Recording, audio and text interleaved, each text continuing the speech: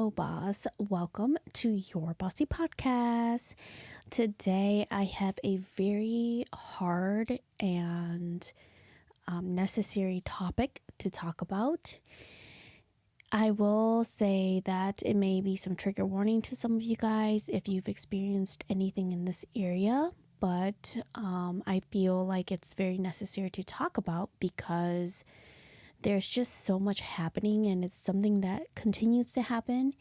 And I want to share with my bossy people that there are people out here for you. There are resources, but the main one that's going to get you out of something like this is yourself. So I've decided to just come on here without really a plan. I have a little post-it note of the things that I want to cover, like the topics, but I don't even know like what I'm thinking of really, but I'm gonna wing it and I'm gonna just say everything that I feel because it's been very heavy in this area for me. So I want to come on here and bring some of my experiences, bring my opinion and what I know and what I learned in this area. Okay, so to start off, what I'm gonna be talking about is about domestic violence, and this is when you are in a abusive relationship and sometimes you don't know that you are in an abusive relationship, or sometimes you just really don't know how to get out of it, or you don't think that you can get out of it. What really triggered me to focus on this is that I still continue to see these things happening around me with the peers around me. And the Netflix series of 𝘄𝘄𝘄𝘆 came out, and in that series, it's about the girl that was in an abusive relationship, and then he killed her, and then he killed himself, and yeah, it was very heavy to watch and see, and it just also sucked because that is so apparent in people that I still see and people that I used to know. Okay, for example, like my sister that passed away, she grew up with being in a domestic violence relationship. Honestly, that's all I ever saw that she was in. And so I will share that and what I know in that area. Okay, so to start off, I'm going to share my own experience. I personally have not experienced a DV relationship like that, to that extent where I had so much like low self-esteem that I felt like I was trapped or like I couldn't escape. I was in a relationship that he was kind of narcissistic and controlling, but not to that extent, because I think that I too had a lot of confidence and I was very stern on like, I'm gonna wear whatever I want to wear, I'm gonna go wherever I want to go, and I don't want to be in a controlling relationship like that. So you will not have me if you are gonna be like that. So to start off my relationship in there, I wasn't like that, but he was controlling in another way, as in like he was always around, or he manipulated it in a way where my circle became small and he was the only person that I could rely on. I'm not going to go into too many details about that because I've talked about this experience before, but I'm going to just share with you guys that those were the kind of, abuse that I faced in a relationship. And there was another guy that I dated, and I remember him being very controlling, where he didn't want me to go out. And this was like my prime, like you guys, my prime and my peak area, where I was going out partying and going to the clubs and drinking and stuff. And he didn't want me to go out, and we were like freshly dating, and that's actually how we met too. So it didn't make sense to me like why he was stopping me when like me myself, I know that I'm a very honest person and that I would not do that to the person that I'm serious with. So I think it reflected back on him, like he was insecure and he didn't want that from me. But during that time, I remember I was like, I'm gonna go out because I want to. And I did not listen to him. Of course, there was consequences. Like, he was then upset after that. But, you know, I was like, well, this is me and I didn't do anything. If you're going to be upset, then there's nothing I can do about it. But I remember still feeling very guilty about it, feeling very guilty about that, because I had gone out, that he is now upset and then now I have to deal with that. And I really, really liked him. So I didn't want him and I to, like, you know, stop our relationship as well. So I understand to that extent, okay, when it comes to controlling in a relationship. But what I haven't experienced personally, which I have seen from like the outsider, because I saw my sister experience extreme domestic violence, and she experienced it with her ex-husband, and she also experienced it with the guy that, if you listen to my previous episode in the past, that guy that basically murdered her, you know, yeah, him and her ex-husband both were very, very abusive. And I'm not gonna sugarcoat it and say that my sister was the best also, but I think my sister was also very troubled, where she was into that kind of thing. Like, she liked when somebody was jealous. She liked when somebody controlled her. But I also believe that there came to times where she did feel like she was wronged, and she did want to escape, and she did want to save herself, because that was how I ended up even finding out that she was in a domestic violence relationship with that Mexican dude that murdered her. So I got to see when she ran away, and I helped her get back from, I think it was like Texas or something. I helped her get back from Texas to here, and then she stayed for a little bit, and I thought that, you know, she was gonna change and she was gonna not go back to him, because he physically abused her, where there were bruise marks everywhere. And I never ever knew of any abuse until this moment, okay? And I was young. I was probably like maybe 17, just starting work. So the money that I had, I used that to buy her a bus ticket, her and my niece and nephew a bus ticket back to Minnesota. So during that time, that was me freshly knowing that she was in a DV relationship. After she had left her kids and kind of was trying to get back with him, I couldn't make sense of the situation at all. It didn't make sense to me, and I was like, she deserves so much more, and why would she go back to somebody that is physically harming her? It didn't make sense to me, and I was disappointed in her that she would put her own kids at risk like this. And this was the moment where I fought for my niece and nephew, and then I raised them for 2 years, okay? I was angry. I was upset. I didn't understand her.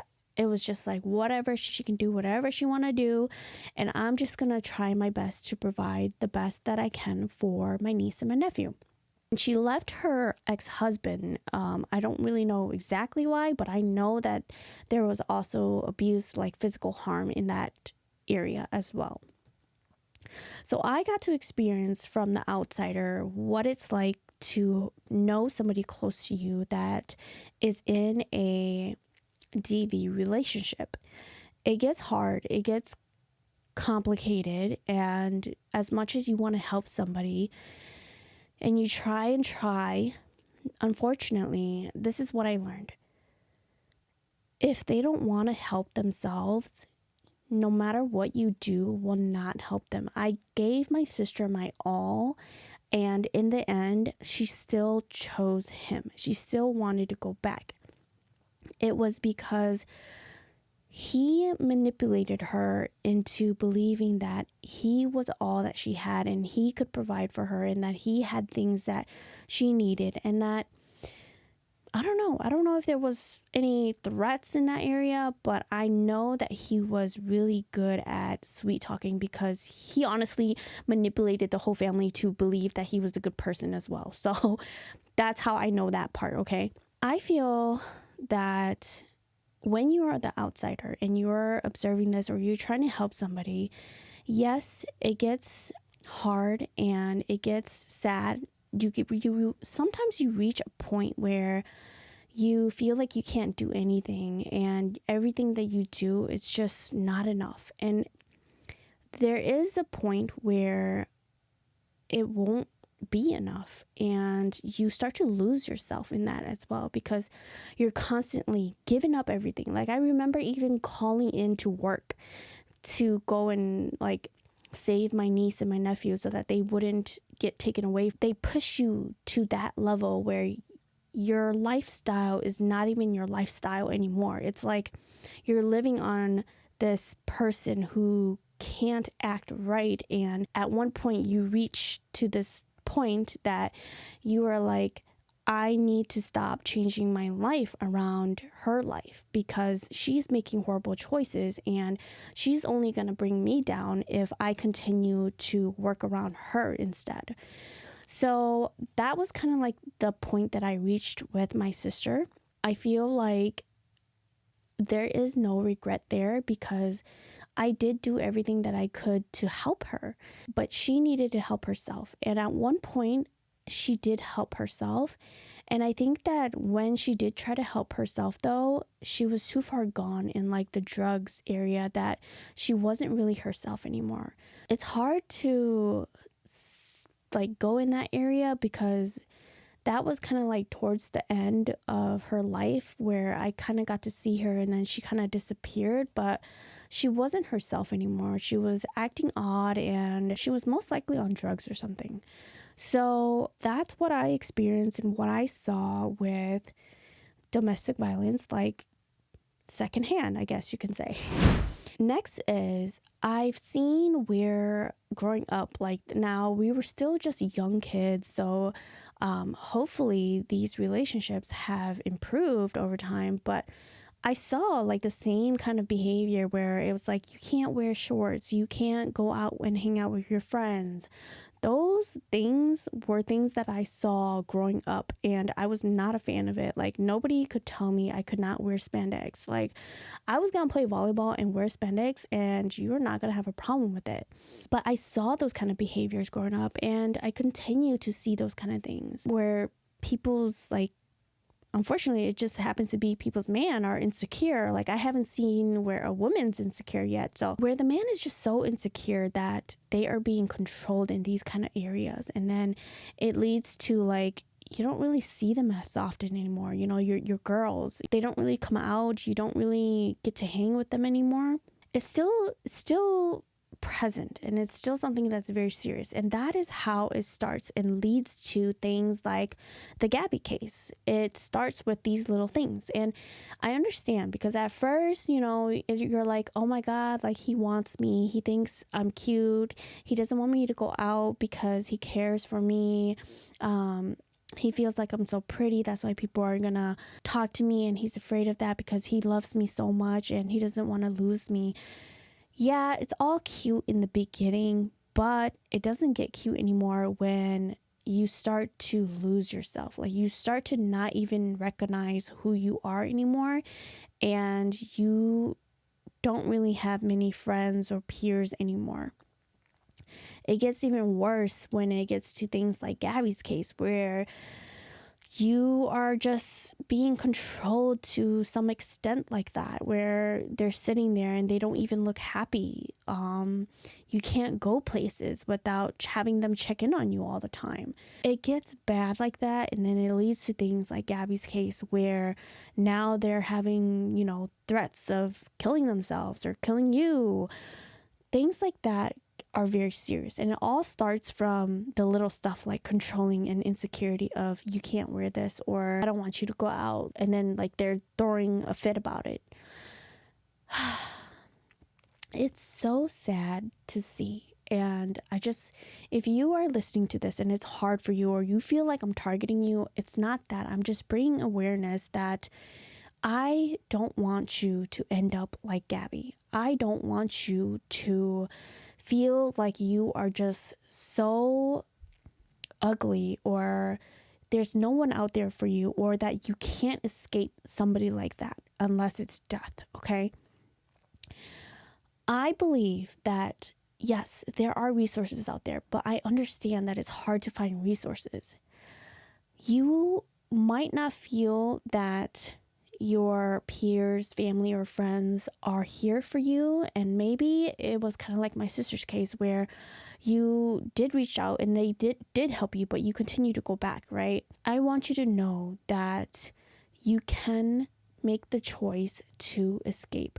And when you do, it may be multiple times where you repeat the same thing and you try to escape and then you end up back with him. But as you continue to do it, I think that it will give you strength to actually finally leave. Nobody can pull you out of that but yourself. And I truly believe that, because when we tried to do that to my sister, it did not help her. When she finally chose to pull herself out of that situation, she was too far gone, but she did it on her own. Like, none of us was like, we're gonna come save you, we'll help you. But we were still there for her. We had a roof for her. We had things for her when she decided to come back. So it's things like that. Like, if you are in a DV relationship and these things that I'm telling you is related to you, I hope that you find the courage. I hope that you build your self-esteem, and that you know that you are beautiful, and that it's not the end of the world to be with this guy. There are many of us out here that love you, and we support you in finding yourself, finding your strength, and that we are here for you. We will try our very best to do what we can for you, as long as you want to escape that and you want to live and you don't want to go back to that. Even if you're afraid that you might want to go back to that, I still want to encourage you that that is okay, but get yourself out of there before it's too late. Of course, I hope that you don't want to go back to that, but I know how it works. Like, I know that people who experience such abuse and such manipulation, they go back because it's just that hard. So I get it that you are afraid that what if you escape and then you go back and then you disappoint everyone. You may disappoint everyone, but you're going to disappoint everyone even more if something really happens to you. And I'm telling you this because it's the same thing with the Gabby incident. It's the same thing with like my sister's incident. So I want you to know that even if you don't have a big group of people like supporting you in this area, that your parents, like your mom or your dad, your siblings, or your close besties and friends, like they are wanting to help you and they are here for you. So I want to give you that little encouragement. Actually, that was a lot of encouragement, but I really hope that you take my word and that you see that you are not alone in this, okay? I think that it starts from you. I believe that it starts with you wanting to get yourself out of that situation. First, I think it will start with you building your self-esteem and your confidence, knowing that you have what it takes to escape that. You have what it takes to stand alone, to not rely on this partner, that you can survive this world without him. And then there's where you find your escape plan, like what do you want to do? How can you escape him? I honestly believe that you do have to be smart about it, because you don't want to end up like Gabby, and you don't want it where he tricks you into hurting you. So be smart about your escape plan as well. And then I would say that just trust that your people are here for you, and that they support you, and that they will help guide you, and that even if you disappoint them and you come back, they will still be here for you. Maybe not in the ways the first time around, but they will still be here for you. And I hope that you find all of these things and that you take yourself out of that domestic violence relationship before something serious happens to you. I just wanted to hop on here and talk about this real quick because it's just something that I continue to see, something that continues to happen in this world, and I can't imagine like how low somebody is making me that I have to think the only way to get out of it is to end my own life or just to suffer in that. Like, this is my life. Just know that it's not easy to get out of something like that. And I want to voice because I want you to know that I'm here for you. If you want to talk to me too, I will listen to you. I will support you. I will guide you. But the person to really make the big move and to get yourself really out of that situation is yourself. I hope that this episode encourages you if you are a victim of DV. I hope that if you're not a victim and that you are just somebody who experiences somebody else being a victim and you are the secondhand person just seeing it from the outside, I hope that you don't give up, also that you know your boundaries, but you continue to be kind to that person and you continue to empathize with them on how hard it must be for them to have such low self-esteem, to continue to go back to somebody who abuses them like that. I hope that we could all just come together and help each other out. All we can do is voice it and give people encouragement and be there for them when they are going through something like this. All right, boss. With that being said, I just hope that you have a wonderful rest of your week. And as always, stay being the bad boss that you are. Bye.